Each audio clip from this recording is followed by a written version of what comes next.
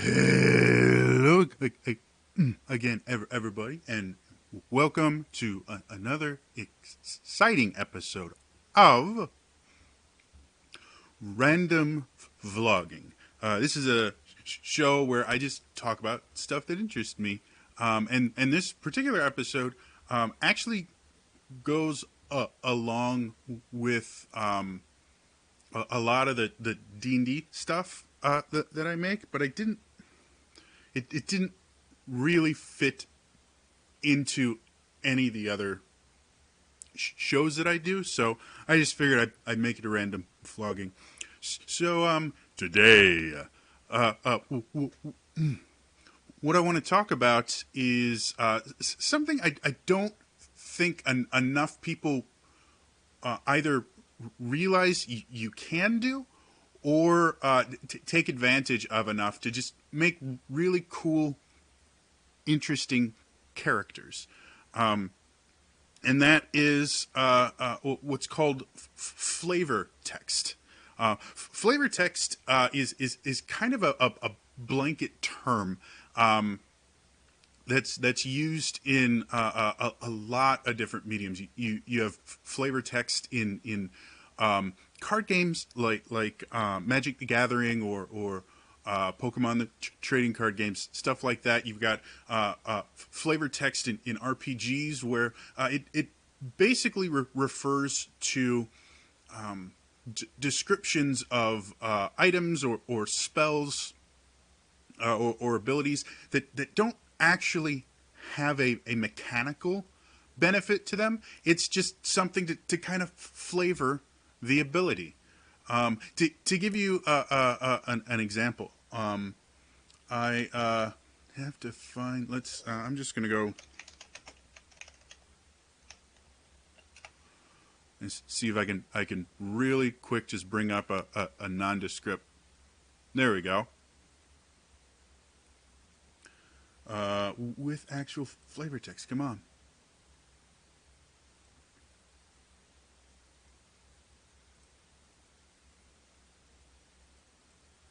Sorry.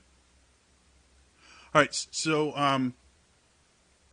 there's a card from some set that I don't recognize at all. That I can't zoom in on.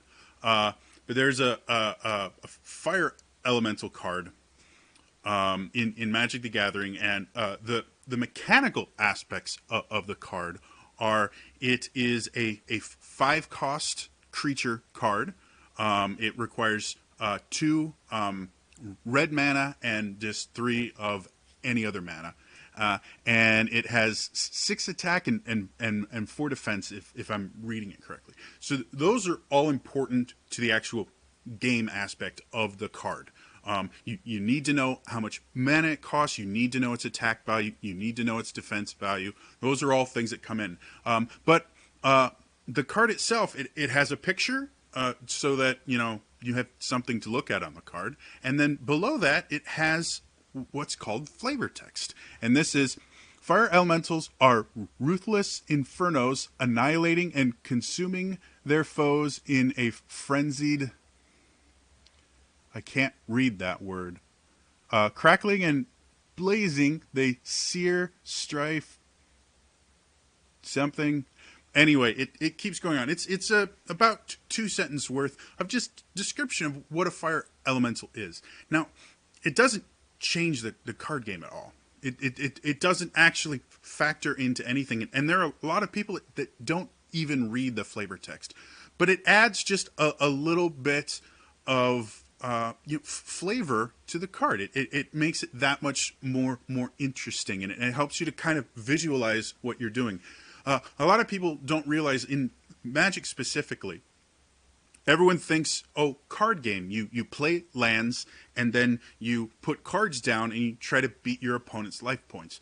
But there's an actual story to the card game, and what you're actually doing is you are a wizard, a sorcerer, and what you're doing is you're taking land and you're drawing energy from it. So that's what playing the land is you're drawing energy from the land around you to cast spells. Some of them are summoning creatures. Some of them are launching fireballs or lightning bolts or things like that. Some of them are doing things like canceling your opponent's magic and things. But that's what the card game is supposed to simulate, is two very powerful magic users just attacking each other rampantly with summoned creatures and magic spells. That's what it's supposed to be simulating. And the flavor text adds to that idea. You know, it says, oh, I have a fire elemental. But this gives you a little description of what the fire elemental can do and the different things that kind of turn it in. So you have a better idea of what you're doing when you summon this fire elemental. So that's the basics of flavor text. And you'll find it in literally everything. If I open up my PHP, or do I have Xanathar's Guide? I don't think I want to use that one. I'll just use the PHP. And I'll just go to anything. Let's do... Give me a second. I have to find one with a little bit. Oh, here goes. So, Disintegrate. Disintegrate, classic D&D spell. It's been around since, I believe, first edition. It's a 6th level transmutation. It's a doozy. The first lines in the description have no mechanical benefit. They simply describe what the spell looks like. A thin green ray springs from your pointed finger to a target you can see within range. And then it describes how the spell works, and then it goes a little bit further down. A disintegrated creature and everything it is wearing and carrying, except magic items, are reduced to a pile of fine gray dust. So those two little things don't seem like much, but the fact that you point your finger and a thin green line ray shoots out of it has no mechanical benefit in the game. It's just there. And it's just there to kind of give you a better idea. And the fact that it turns into a fine gray dust, again, doesn't have a real impact mechanically. The fact that it turns into a dust instead of just evaporates, that you, depending on how you play, could be something. But the fact that it's a fine gray dust instead of like a coarse black dust or something like that, like that's just to give you a little bit. And you'll see this a lot. One of my favorites is Burning Hands. It mentions how you place your thumbs together, and a lot of people don't realize that when you cast Burning Hands, there's actually it describes the somatic components to it. Somatic components are how you move your hands, and what it does is it says you place your thumbs together and go like this, and this is how you cast Burning Hands. Is you have your hands like this, and this wave of fire shoots out, and it makes sense that it looks like this because this creates an arc. And Burning Hands is cast in a cone, is what it is, which is a 3-dimensional arc. You basically just spin an arc on its center axis. You get a cone, and so that's what you see there, and so that has no mechanical benefit for it, knowing that this is how you do it, but it's in there. So that's what flavor text is, and it's built into most games and stuff like that, because if it's just numbers in that, it's not as much fun. Now, what I'd like to talk about is sometimes called flavor texting, and what that is where you change the flavor text to make things a little bit different, but it doesn't actually change the mechanics at all. It's just a way for you to create a little bit more interesting character. The Player's Handbook actually has a section where it kind of lets you know how to flavor text on your own, and it's actually in the equipment section. In the equipment section, there's a little kind of sidebar where it talks about, I believe they're Asian-inspired weapons, where they talk about how, or it might be in the monk section. I'd have to look it up again. But it talks about how, sometimes you might use a club that's actually two pieces of wood with a chain linking them. You would still use all the club statistics in the PHB, but instead of it just being a stick you beat people with, it's a pair of nunchucks. Or you might want to use like a katana. They mention it might be the DMG for this one, but a katana, you can use the longsword stats and just call it a katana. These are things that, again, it doesn't change anything, but it lets you flavor your character a little bit and do that. I am a big believer in the idea of flavor texting for fun and stuff like that, because it's seriously some of my favorite things are these really cool like flavor text kind of things. I'm trying to see, I had someone. There we go. Yeah, so I actually had someone comment on one of my videos, something that one of their friends does is just a flavor text thing. This person, they have a friend that plays a fire genasi who happens to be a blood hunter, Order of the Lycan, and that specific class is they have the ability to change into a were creature. Well, because they're flame genasi, they basically just say, well, when they turn into a werewolf, they turn into a flaming werewolf. Like their hair's on fire and all that, because they're a fire genasi. It doesn't change anything, but it sounds really cool. To give you an example, because I flavor text a lot, a really kind of simple flavor texting is my main character, my highest level character. I played him from, I think I started him at level 5, because they needed a level 5 character, and I had enough DM experience in the Adventure League to just start a character at 5.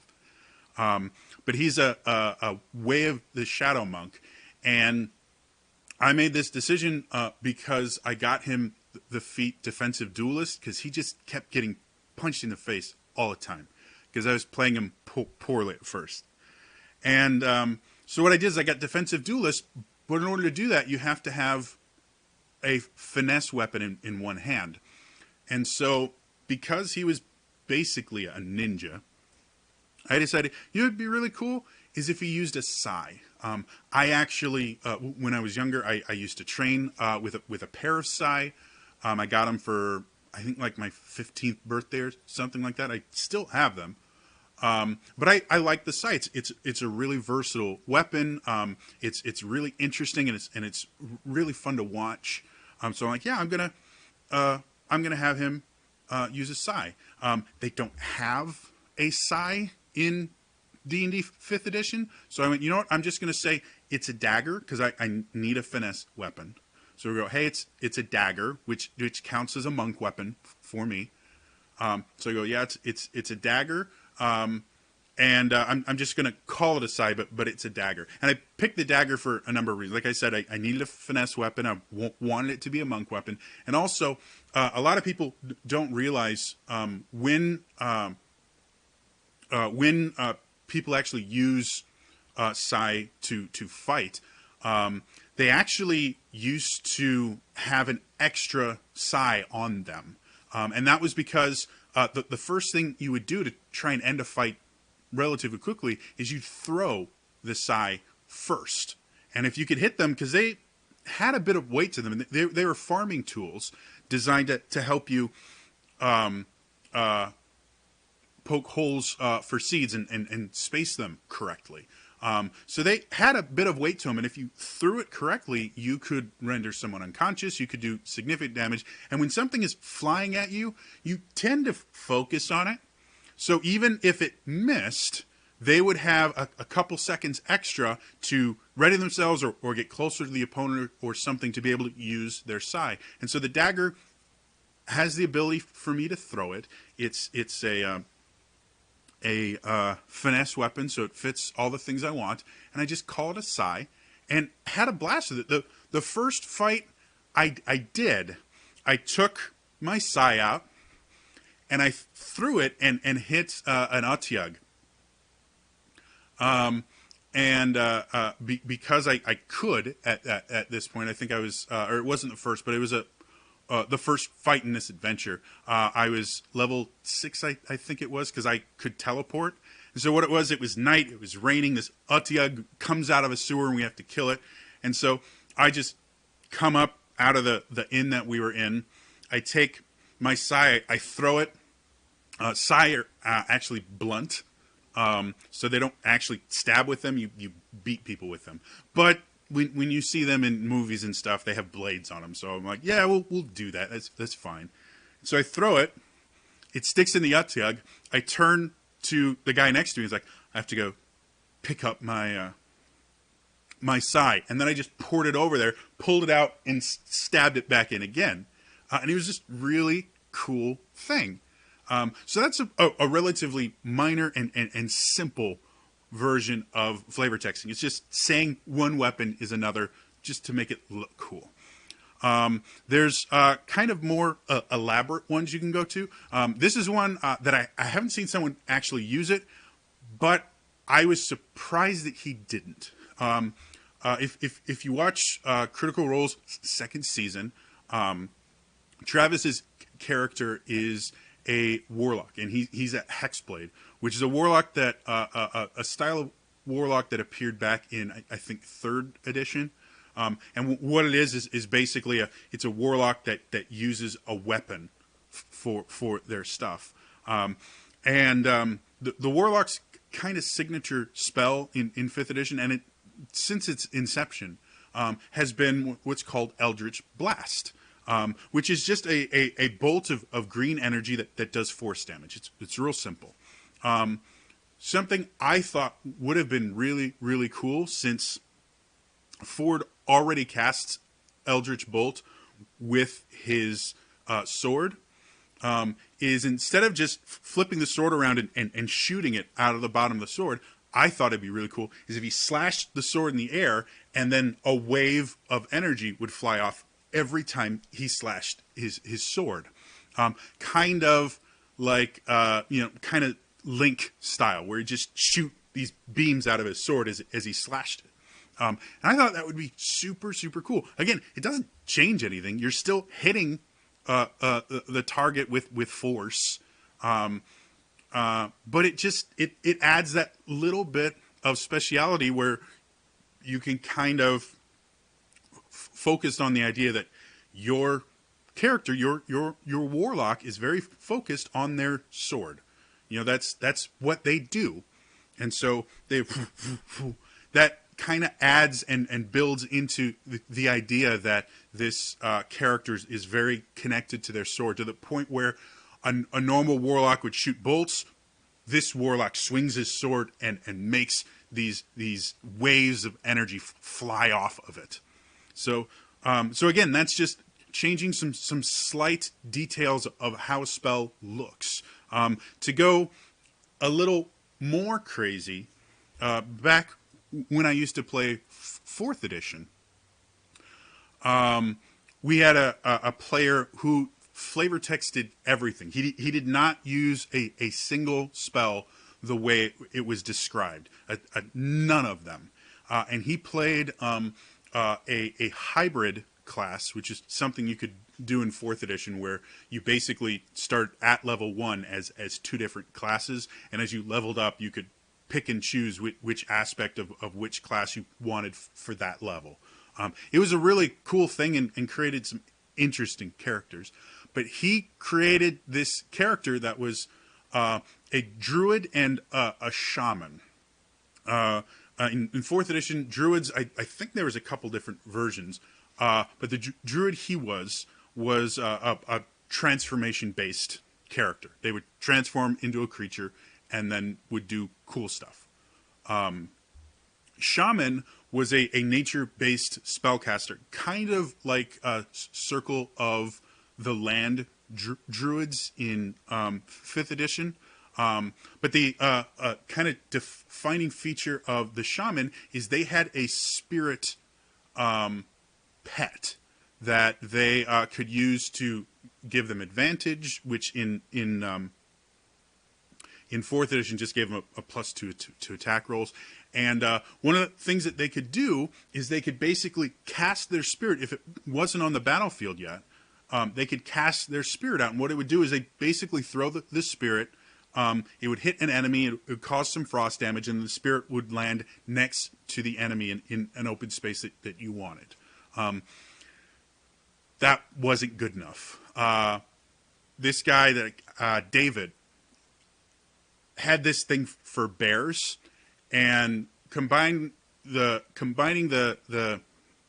shaman, who had the ability to summon other creatures and stuff like that, with the druid, who could summon creatures and could turn into them.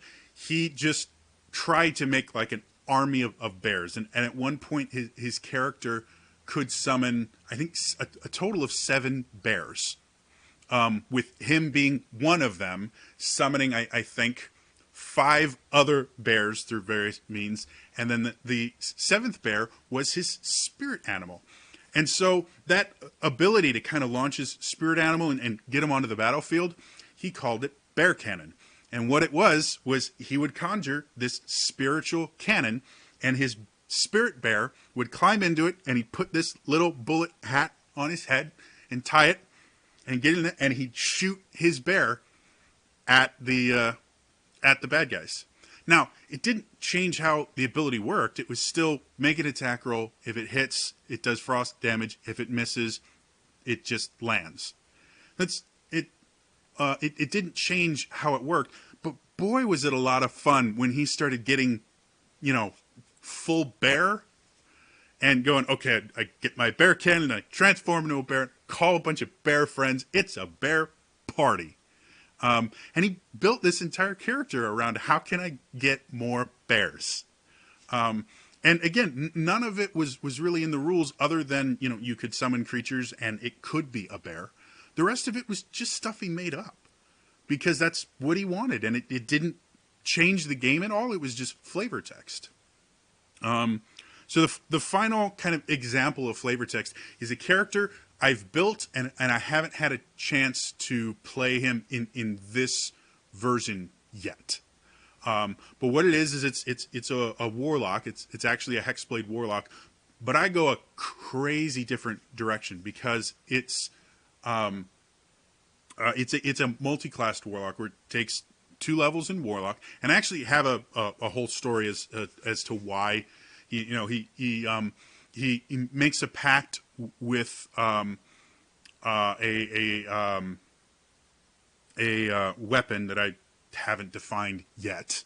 But a powerful magic item is just how a Hexblade works, because he has these memories that he doesn't want. He dreams about them every night, and he has nightmares. And so that's what the pact is he's like, listen, if you take away these memories, I'll do what you want to a point. And that's how the pact works. And that's how warlock pacts work in general, is your pact master will sit there and go, okay, I'll give you this power, but you have to do something for me. And they basically own you. But what happens is after 2 levels of being a warlock, he's not really liking where this is going. And he's also found out that some of the power that this pact master has given him is darkness based. And he started realizing that there's darkness inside him, which is what he's been trying to forget. But as much as he forgets the memories, he still has the darkness inside him. And so that's when he multi-classes into a shadow sorcerer. And I did this purely for mechanical reasons, and I came up with a story to justify it afterwards. But the reason I did this is as he gets a higher level, at level 4, I took the feat Spell Sniper. And then for the invocations for the Warlock, I took Eldritch Spear, I think it is, the one that extends Eldritch Blast's range. and then the one that lets you add extra damage. And basically, I created this sorcerer, this shadow sorcerer that can fire multiple blasts of Eldritch Blast, kind of like a ranger would, or a bow fighter would, where they get all these extra attacks. Because as Eldritch Blast levels up, instead of just doing more damage, you get extra bolts. And so what I did is his focus to be able to cast this is a rod, which is a regular focus for a warlock, but it's a rod that basically has a pistol grip on it that he keeps, two of them actually, on his hips, and he is quite literally a spell slinger. Now, I don't change the mechanics of anything, but when he comes in, he's got, kind of a duster on, and he can blow the duster back and pull out his twin rods and just go pew, pew, pew, pew. And at level 5, he attacks twice per round with his Eldritch Blast. He gets to fire 2. At level 11, he'll fire 3. At level 17, he'll fire 4, which is really cool. But there's another reason I chose Sorcerer and didn't just do Warlock, is because Sorcerers, one of their meta magic options is what's called Quicken Spell. And 5th edition has this interesting way to kind of limit the power of that, because what can happen is Quicken Spell lets you cast a spell that normally takes an action as a bonus action. And you saw this a little bit in the early episodes of Critical Role, the first campaign, because Tiberius, who was a sorcerer, would quicken Fireball and would cast 2 fireballs back to back, which is devastating. So in 5th edition, they actually have a rule for Magic where if you cast a spell with a level, which is every spell other than cantrips, you can only cast a cantrip as an extra spell that turn. You can only cast 1 leveled spell per turn. However, if you quicken a cantrip, you can just fire that cantrip twice. So for spending 1 sorcery point at level 5, my Spellslinger can fire 4 shots. At level 11, he can fire 6 shots. At level 17, he can fire 8 shots per round. And not only do sorcerers get sorcery points, they get a sorcery point every time they level up. So right now, he has 3 sorcery points, but every level he'll get more and more and more to the point where he will just be able to constantly be firing off and rapid firing these Eldritch Blasts. They can also change spell slots they have into sorcery points. And with Warlocks, they get their spell slots back after a short rest. So he can basically use his Warlock spell slots to just give him more sorcery points to fire off more of these Eldritch Blasts and just be a really cool gunslinger that uses magic. And he also has other, he has access to all the sorcery spells and stuff like that. But that's all flavor text. It's the fact that he's walking around with a duster and shooting off, none of that stuff is changing the game at all. But it looks really cool and it sounds really cool. I highly encourage people to flavor text their characters, because that means even if you happen, and this happened in the Adventure League on a fairly regular basis, you would go to a convention, you'd be sat down with people you don't know to play an adventure, and it might be that you and another person have the same class. You might even have chosen the same subclass, and you can feel kind of redundant when there's someone that can do everything you can do. But when you flavor text, and even if they're the exact same class, when you're doing things like swinging your sword and firing your Eldritch Blast that way, you feel different. You act differently. It's just cool.